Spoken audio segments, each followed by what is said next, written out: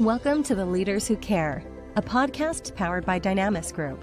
We are here to give the stage and support to those committed to create a positive and lasting impact, way beyond the profits and margins, the leaders of the world who care for others and serve a bigger purpose. Join us on the journey of creating a better, more caring world. And now to your host, Marian Temelkov.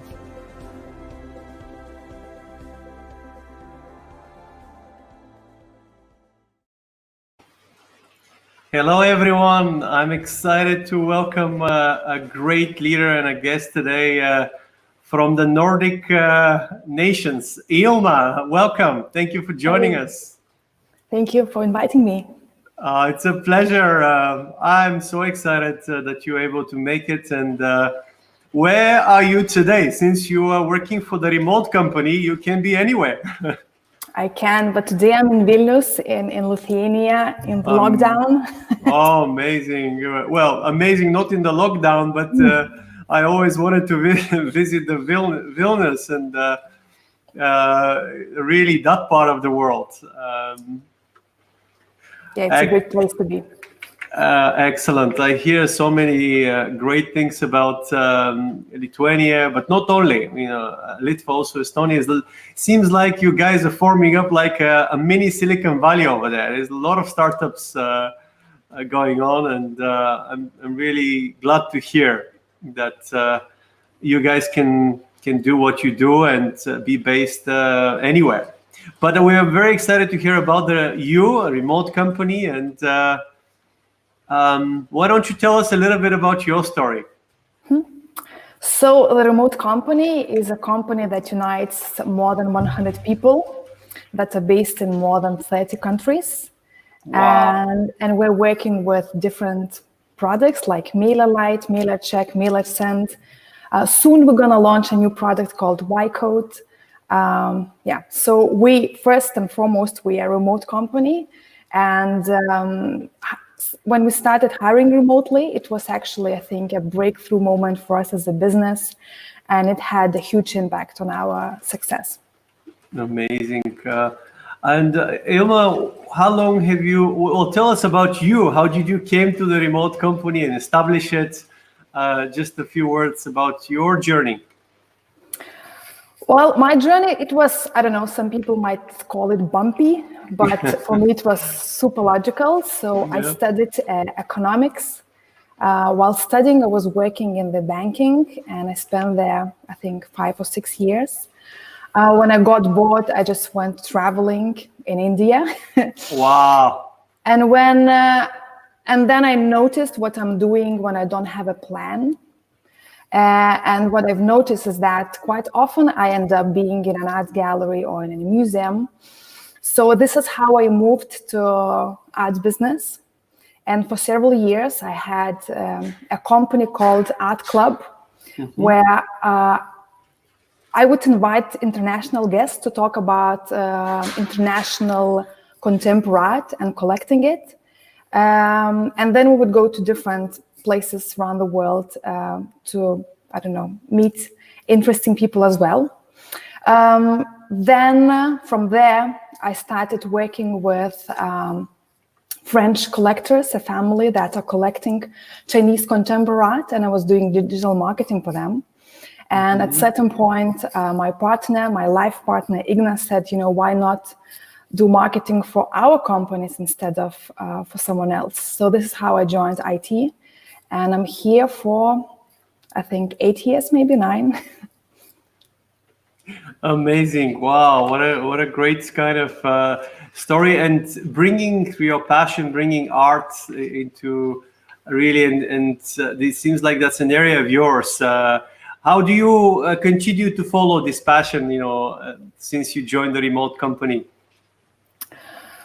I think I will always love art, and I think I'm saying that going especially to a contemporary art museum, is like the easiest way to go out of your comfort zone, because most probably gonna be stuck with a lot of things that you have no idea about. So I love having dinners with business people and artists all together, and they really inspire me a lot because they are someone that really, They notice what's going on in the world. They are not afraid to talk about it. And they even do, public exhibitions about that. So I think there's a lot of things that we can learn from them. So I used to bring our team to museums and art galleries here in Lithuania, in Vilnius. But since we're expanding globally, so we're thinking how to incorporate creativity into our culture. So I think for the last year or two, we have creative days. So it's a free paid day once a quarter that you can take whatever you want. And you should go explore and do something for the first time. You might go to an art gallery, to a museum, you might draw, you might, I don't know, do something, whatever it is. And then we all share that on Slack channel. So I'm really surprised and really proud to see how creative our team is. And going to art galleries, like the least creative you can get. People are doing amazing stuff. So I think making a habit that you're experiencing something for the first time constantly, I think it's good for both, art world and business as well. This is super exciting and what a great initiative. Tell me more about the creative days. How did it all started? And, this is a truly intersection between business and art, where you can get, one of the most successful periods in history is the Renaissance. And the Renaissance is when a lot of diverse, multi-dimensional experts came together and actually created. And that's when a lot of great things happen. So bringing this kind of intersection between expertise and whether it's art, whether it's business, is actually, the future is very much in the multidisciplinary knowledge. So what you're doing is cutting edge, really innovative. But I'm just super excited to hear how did you start this initiative, and what is your recommendation for other companies that are starting out or growing? Is that something that they could you recommend to deploy, or what are the effects of it in your business? Well, I think it started just with my personal values, with these things that I believe, because creativity is not just art, creating new products is creativity as well, sometimes just having a walk and choosing a different path every time you have a work, it's creativity as well in a way, right? So it started just with us having our own values, because when you set up a value, it's not just you have to walk the talk. And I think it started, it's really good to start with knowing yourself. And I think leadership starts with having, set up your own value system, having your strong spine, and what how you want to work and what your whys are. So it doesn't have to be creativity. For somebody, maybe it's, I don't know, something else that they're passionate about and that they believe in. So it's, but I do think that having that ability to see like bigger range of things really helps just, these connecting dots in very unique way. So this is what we have chosen for us. So, and it's really easy. We just said that once a quarter, everybody has a free day. It's not, it's up to you if you take it or not. Mm-hmm. And it's totally up to you what you want to do, because when we're thinking what kind of perks we want to kind of give to our team, we understood that we are really limited because we are working remotely, so we can't give things, let's say. Mm-hmm. And at the same time, I think there's no point to say what you have to do to be creative, or to say what you have to do in order to recharge. For example, I meditate and read a lot, but it doesn't mean that everybody needs that. Some maybe needs, having, I don't know, going to the gym in the middle of the day, So I think this is why we just gave a day, and it's up to them what they do and how they spend it. But I think what really works great is that they're sharing that on Slack. So it means that it becomes contagious, that everybody's thinking what they could be doing, So recently, a colleague of mine, she just bought a huge Lego set of bonsai tree and made it throughout the day. So I think some of them, they're spending day with the children cooking or reading books that we just don't have time for. So I think whatever works. And I think it's, even you might give tools, but I think it's really important to give freedom how people gonna use them. Amazing. I love that. While we're talking about it, super interesting. And I think this is what a great way. I certainly will take a note of that and happily think of how we could spread this more, because it looks like this is really making a difference and how we can serve and help others. We have a question, Ilma, here from Stoyan. Obviously, he's been very excited to know you and also ask a question. Knowing you a bit, I'm impressed by your focus on building a really mindful and healthy culture. What would be your top 3 tips for leaders to start practicing care for their employees and building a thriving workplace? I think it starts with really simple things. For example, to ask how you are, and listen. And I remember, when we used to go to the offices, right? So every Monday morning, everybody would ask, how are you doing and how was your weekend? But quite often, people won't go deeper with it. Mm-hmm. So I think for every manager and every leader, it's a must, not just to ask, but to listen. And I think people should have a safe space where they know that they can come and say anything they have. It might be, an idea. It might be a complaint. It might be something personal, because, we can't, work and life, they do interconnect. And as a leader, you have to know how your team is doing and what motivates them, because this is the things that are changing. So I think it's really important to truly know your team. And another thing, it's really important to know yourself. Mm-hmm. Here at the remote company, we have, everyone has a document that is called How to Work With Me. Oh. And we all wrote down who we are and how we work. For example, I'm the person that is full of ideas. And it's totally normal for me to write an idea on Slack for my team members in the middle of the night or on the weekends. But I don't expect them to answer that. I'm writing that down because I just don't want to forget it, right? Yeah. And and saying that aloud and writing that down really helps for them to feel okay that they got the message, and they will reply only on Monday morning.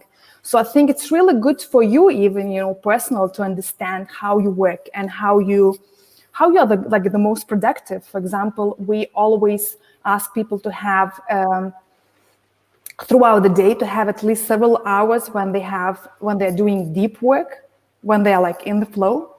And this is what they mention on Slack channel, saying that I'm doing deep work. So I think it starts with you, knowing you, then celebrating differences and knowing your team and talking about it.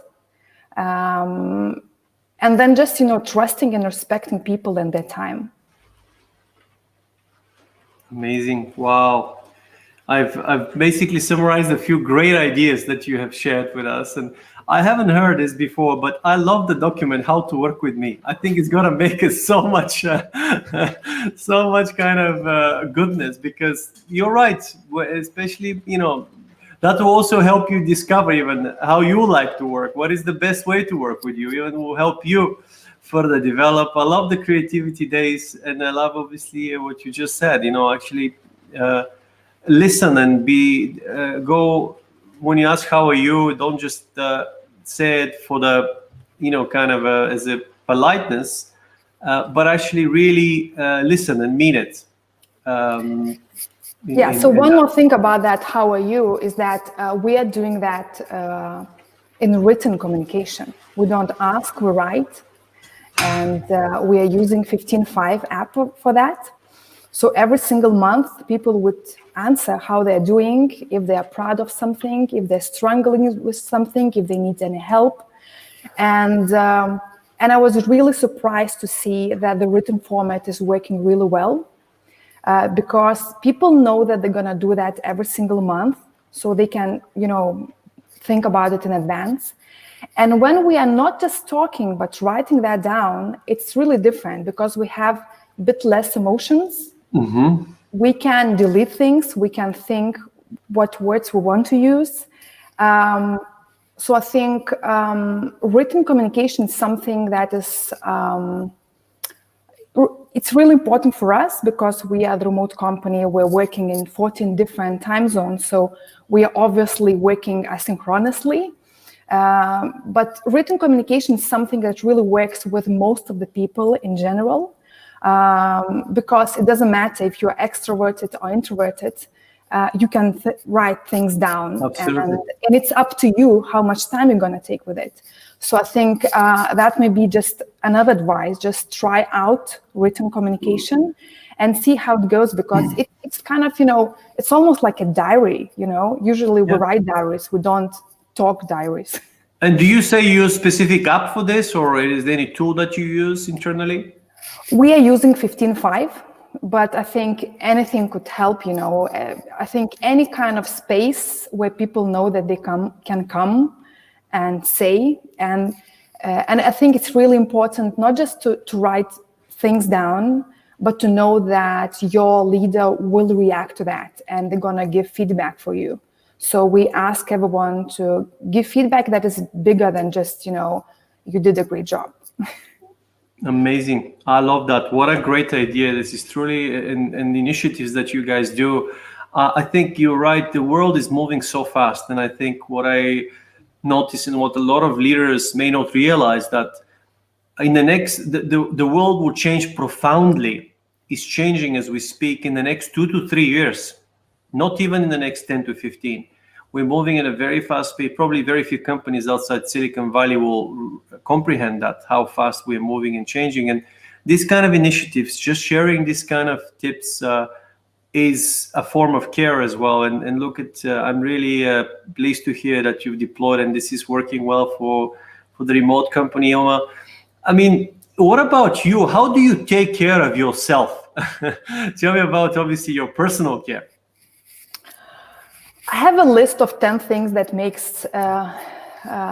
me happy. Yeah.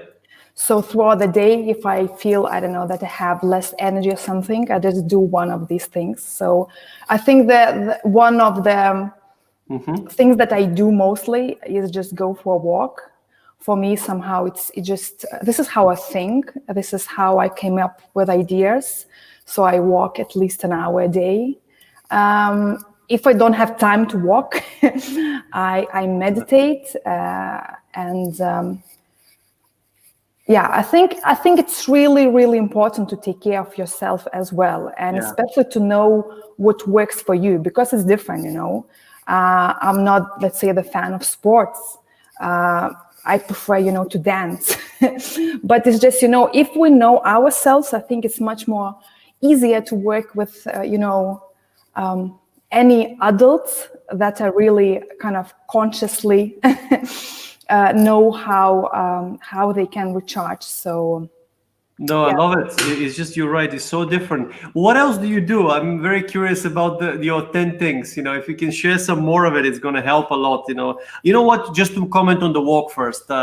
You are not the first one to mention that, and actually a great CEO also mentioned that when he has a great problem or a challenge to solve, he just goes for a long walk for an hour or so. And as you walk around, first of all, you take care of your body. Also, especially if it's in a park or nature, and also the oxygen comes in and really helps you a lot. So, it is really one of the great ways, just as simple as that. Take care by finding time to walk. And that, is there anything else? You mentioned dancing, meditating. I love it. It's just a lot of great. The simple things when you are here now and present, just, even cooking. Cooking is kind of meditating, because if you are like cutting, something, you have to be here now, right? It's the same with, playing with your kid. It's something that it's different, it's playful, you laugh, and you are like here with, with someone you love. So, and I think life is really kind of, I used to travel a lot, so that would be kind of easy way to recharge.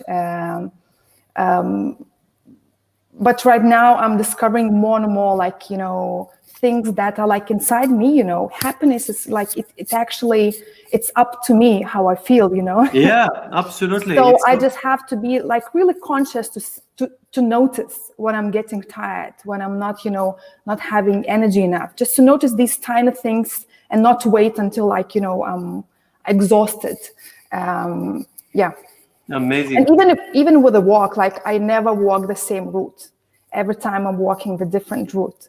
And it means that every time I'm surprised because I'm like entering different street and different yard. And quite often I'm having even meetings while walking. So I have these online walking meetings. Because I think when we walk, we are thinking a bit differently, because I don't know why. I'm sure there's a reason for that.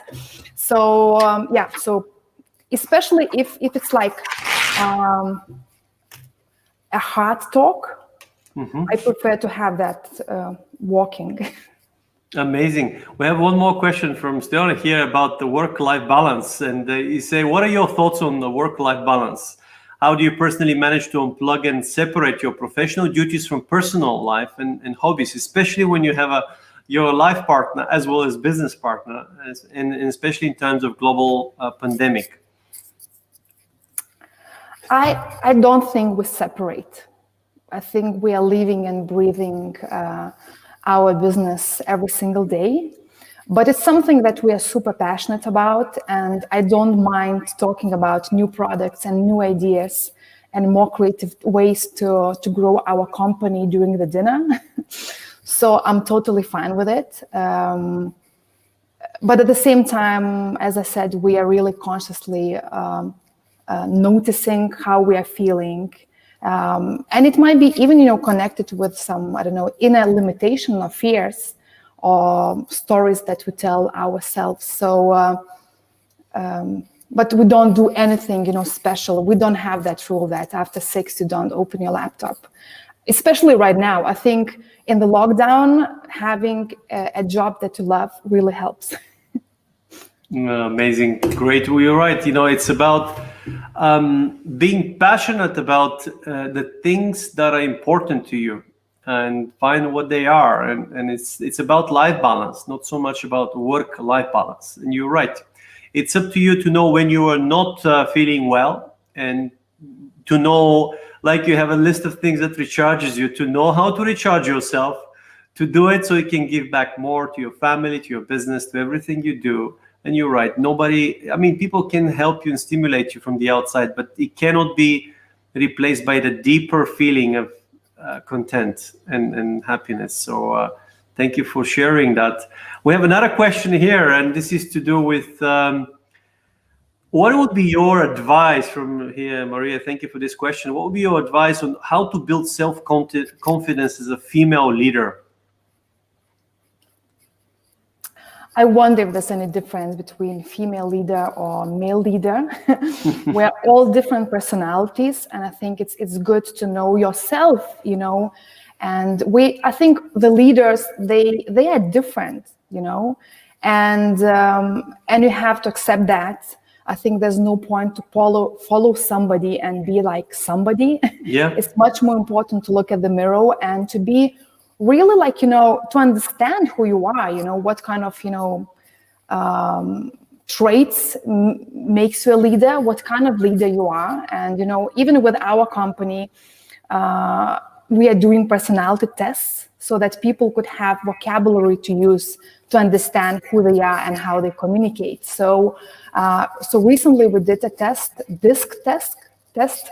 So for example, DISC, yeah. So for example, I'm the one with a letter I, and it's an impact. So I'm really passionate about building communities and making an impact and, connecting people for one purpose. But then we have leaders with D that is dominant, and they want to be the first and they want to go forward. Then we have, S leaders who are, I think, more analytic, and it's totally fine. I think we have to understand that we need everybody to be in the team, because leadership it's not just one person, it's your team. So know yourself and then surround with people who are different. I love it. This is such a great idea. I think it's so consistent to find out who you are and help people self-discover, because often they don't know what they are, who they really are, and that's all right. You're discovering, and you may evolve. And also it's about who you want to be as well. And this is another conscious effort that you may want to develop or grow into. And starting with that, and really going to some of the way to work with me, I just love that one. It's just like, this is such a great kind of idea on this. And you're right, knowing who you are is going to give you the confidence. So this is the answer to you, Maria, and I could not really have said it better. Start with you, find out who you really are, and that will give you the confidence. Because we know what your strengths, what your weaknesses are, and what your passions are. And when you unite, bring the strengths and passions, then something magical happens. Excellent. Well, now, what about at this moment in time, Ilma? You've done a lot, you've seen a lot, you're very accomplished and successful. You're very young as well, in your, obviously, just looking at the longest living man, 111, you're probably not even in the first third of that of life. What excites you at this moment in time? What do you feel really excited about the next steps? I was really curious in 2020, seeing that global experiment, and I think we all learned a lot. And right now, I'm really excited what's going on in the world, and I'm really excited because it's like global movements. Mm-hmm. I'm really excited about the remote company and the mission we have. We want to show that having a multicultural team and hire talented people from all over the world it's a great way to build success and build business. So we want to enable people from wherever they are to be able to join amazing companies or to be able to create any business they want. So this is like all our products that we have, they're SaaS apps. And they're meant for small and medium businesses to do a lot of stuff and create their own business and make their passion true or their dream come true. I think it's connected with that love my job thing. Building more, spreading more, I guess, in that. And you said something very interesting here, because we had an interview with a great leader, and I mentioned to you in our previous call, the CEO of Logitech, and he said one thing that he was really passionate about is that kind of diversity and access, equal access to as many people as possible, because the more diverse your company is, the more successful it is.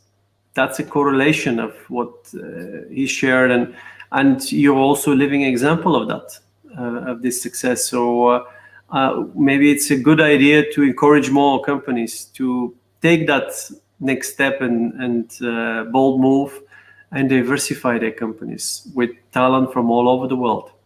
Yeah, so because there's like no place where the most talented people live. They live all over the place. And for us, we can see that just because we're so different, we have really different cultural and professional backgrounds.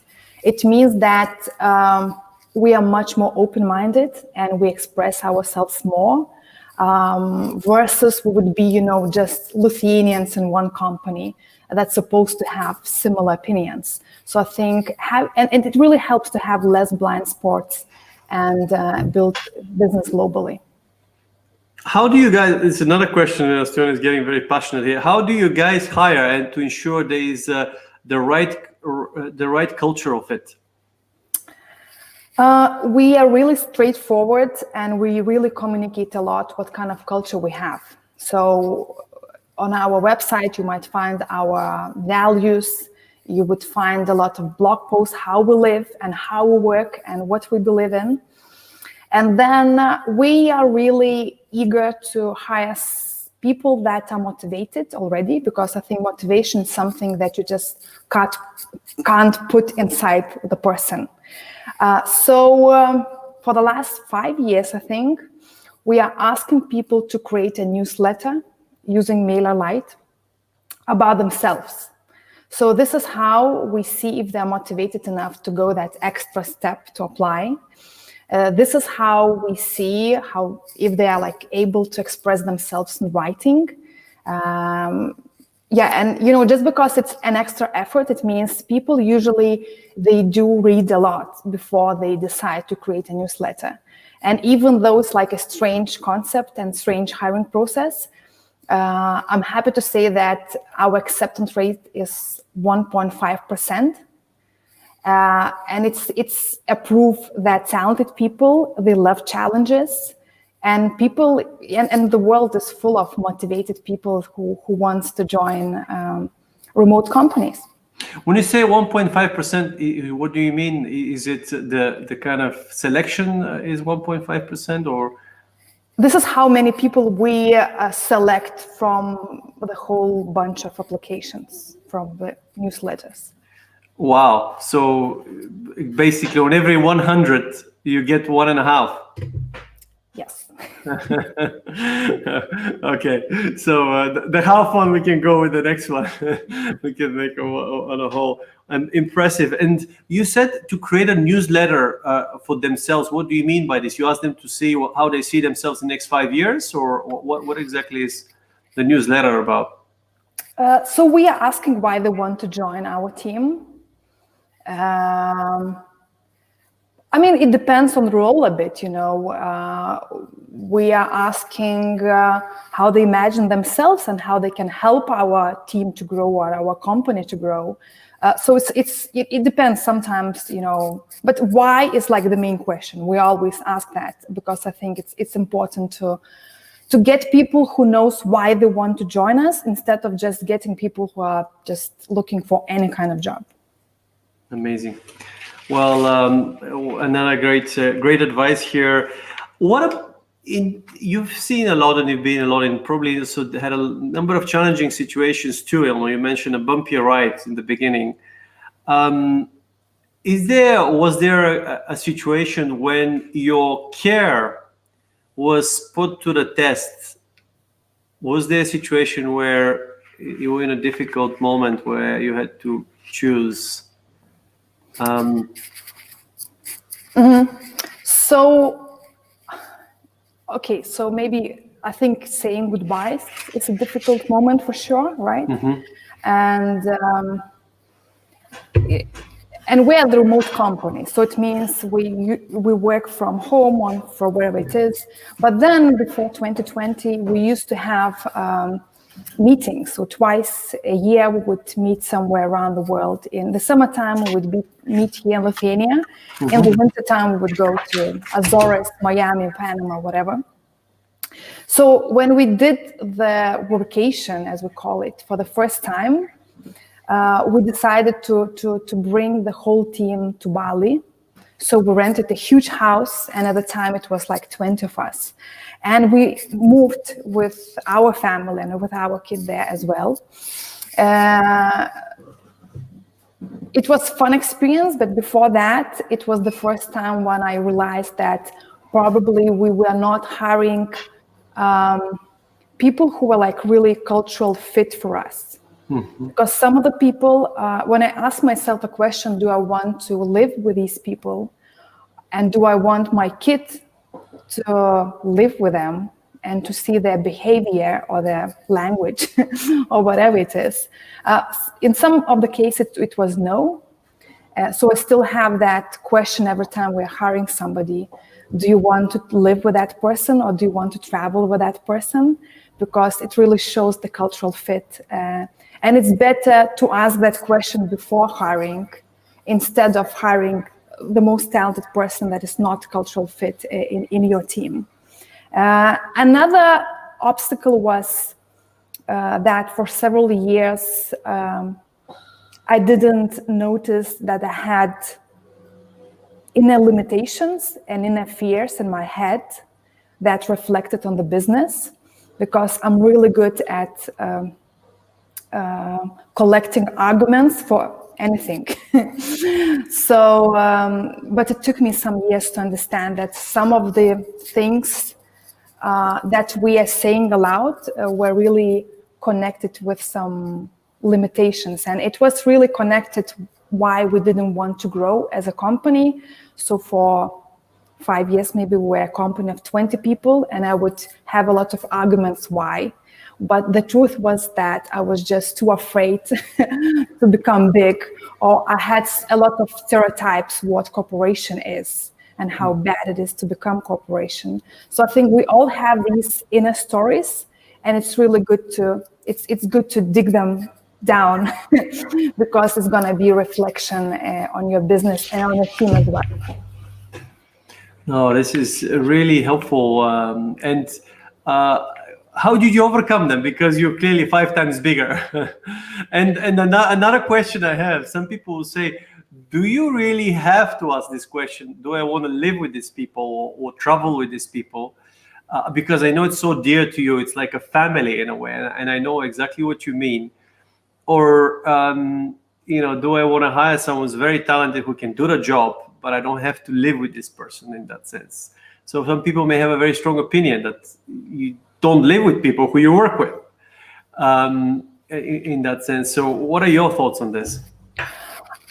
I don't know. For us personally, it really helped. And I think I feel more like a family right now than I felt as a family 7 years ago. We went to Bali. And it's really connected with it's much more easier to work when you have people who believe in the same things. And it's much more easier to go forward with them. It doesn't mean that they are the same. We still have really different personalities and so on. But I think it just helps. And in general, it's what you're basically saying, because the success for you is in the diversity, because you have 34 countries and nations working in the company of just over 100 people. But what you're saying is this is the value, the differences. But at the same time, what you're saying, the values, sharing common values are important in order to kind of, we don't just hire people and change them. We just hire good people. I guess that is what you are referring to, because certain behaviors, certain things that you don't see as a sharing a value of the company is of course something that you may not want to have, because that can spread. I mean, and it's like, every value, it's not that our values are better than somebody else, For example, some companies are really competitive. We are not. So if you're really competitive as personality, I think it's much more better to go somewhere where it's going to be really a place for you to be. So it's not, something that is good or bad. It's just, I think it's easier to know. It's even for people, it's much more easier to know what company they want to join when they know how they're working and what they stand for. So I think it's just like that. And for me personally, I was going to therapy for several years just to overcome these, fears and limits of myself. Well, Stoyan just had a question here. What helped you make the leap and scale the company in that sense? Yeah, just knowing myself and, and having people around that ask these difficult questions. It really helped. And I think this is what we're doing with our leaders as well. So we have budgets for personal development, and quite a lot of leaders, they're using them for going to therapy, and because you do need to have strong spine to lead. I love that as well, helping people grow and personal development budgets. What a great initiative as well. And I love that you say, some use it for therapy, others will use it for other courses, but the whole point is to develop and grow out of either fear or advance your skills in a field, in an area that you feel passionate about. Yeah, exactly. Amazing. Well, finally, there's a lot more questions, of course, but what is your, what do you think, Ilma, we could do to spread the care culture? What is your take or advice to our audience?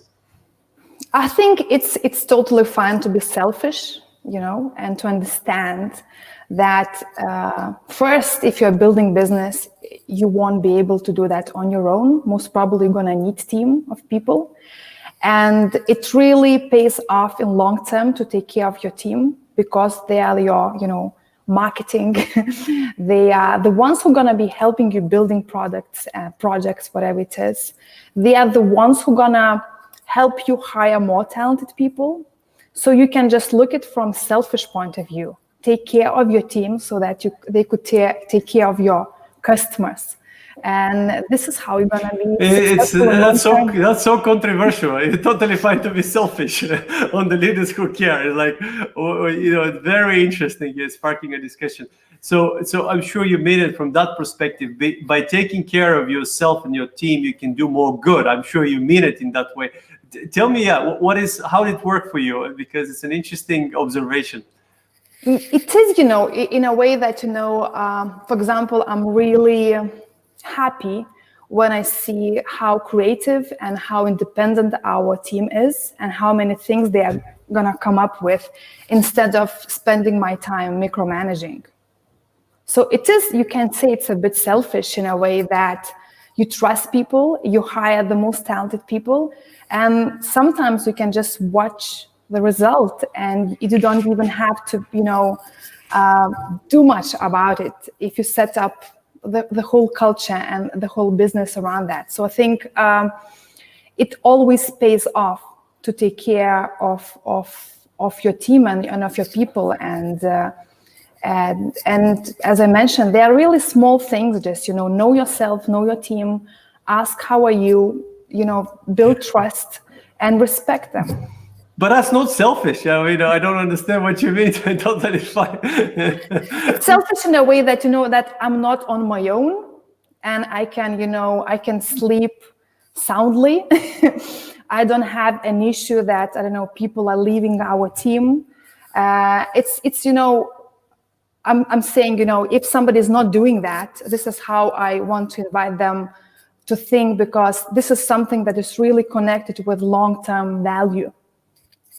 Absolutely, acceptance is what you're saying, and you're right. In fact, you can look at it. Someone else said to me, by taking care more of your team or yourself, in a way, you take care of yourself. So I see what you mean by saying that it pays off in a big way. So you could also, kind of share it this way, and we can encourage people to try out, guys. There's not much to lose, a lot to gain. For sure. In that. And look, I'm very excited to hear and see because I can see you excited about the future, the movements that are happening in the world. We know a lot of things are happening right now. And this, for some people, they see a lot of uncertainty and fear. But what is your take on really your vision for a better future in a kind of a small scale, short-term, mid-term, and more long-term? How do you see the world? So I think in 2020, we were just reminded that there's no status quo as such, So evolution is inevitable, and it's something that happens every single day. We have to accept that, and we have to accept that change is going to happen. And I think it's much more fun to be a change and to create a change. So this is what I want to invite everybody to do. Instead of just sitting and waiting for the change, let's do something about it. Let's change something. Take part of it. I always say to people, before you attempt to change the world, First of all, as you said, find out who you are and maybe change your own world first. Yes. Because the world is a living organism and is perfect as it is. It doesn't need to be changed. It can be improved or served or contributed better. But as you say, start with yourself and your team. What about in midterm? What do you see for better world? What when you close your eyes, what do you see about the future, more mid and long term? As I said, I'm happy to see that we have more global movements that are not just local ones, and I think as humanity we are united as never before because we all have the same challenges, and I hope that there's going to be a lot of improvements, let's say, in education, because right now we have internet and online learning and so I see the future really bright in a way that all together we can come up with a lot of ideas what could be done to improve the world and for the better.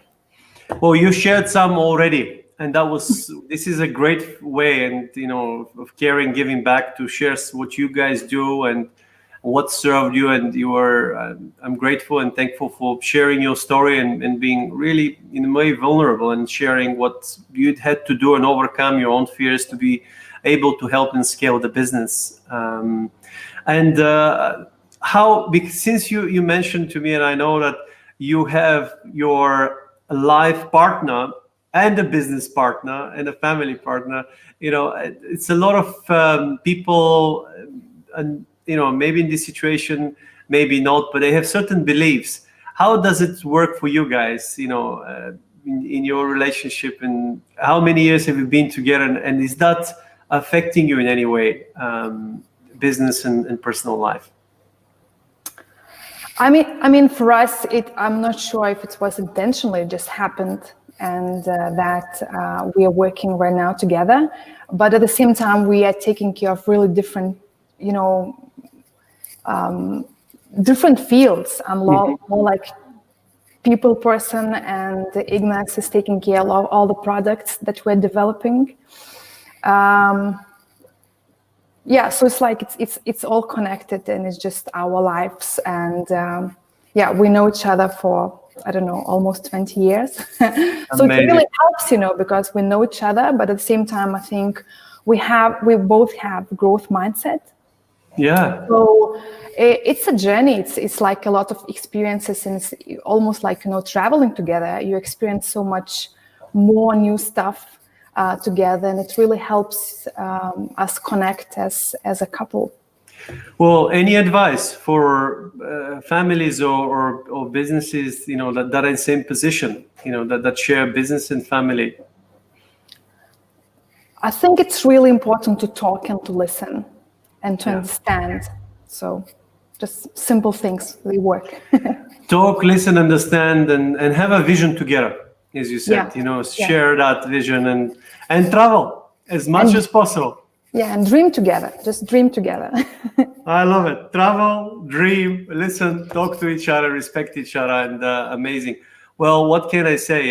It's been amazing, awesome to have you, Ilma, and share, because you're the future in many ways. You're inspiring so many, and it's great to see a successful, accomplished really leader at this age, but also has longevity. It's not just been 1 or 2 years, but in the last 20 years, how you've built something exceptional. And I wish you every success and to be passionate and have an extraordinary life in every category that you want to have, because we're all different.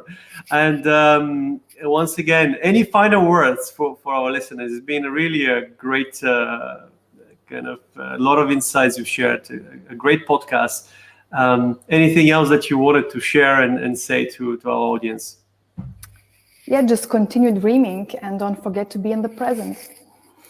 Love it. Amazing. Well, that has been a great way to share and end this. And keep spreading the care culture, guys, and take care of yourself. Some say it could be selfish because it comes back to you. So do more of that. Well, I love it. Great, Ilma. Wish you amazing. And thank you for making the time to join us today. Thank you. Thank you.